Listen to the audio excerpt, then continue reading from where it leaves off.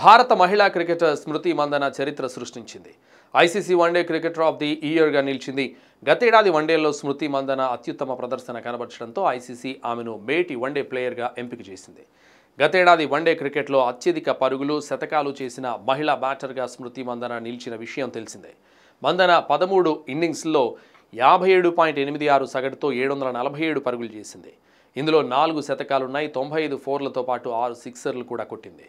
ఈ అత్యుత్తమ ప్రదర్శనతో టాప్ స్కోరర్గా నిలిచింది. ఇక స్మృతి మందన అసాధారణ ప్రదర్శనతో ఐసీసీ మహిళల ఛాంపియన్షిప్లో అగ్రస్థానంలో నిలిచిన భారత్ మహిళల వన్డే ప్రపంచ కప్ 2025కు అర్హత సాధించింది.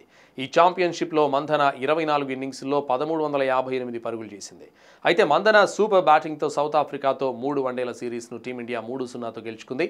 అక్టోబర్లో న్యూజిలాండ్తో జరిగిన మ్యాచ్లో సెంచరీ సాధించింది. డిసెంబర్లో ఆస్ట్రేలియాతో జరిగిన మ్యాచ్లో 105 పరుగులతో రాణించింది.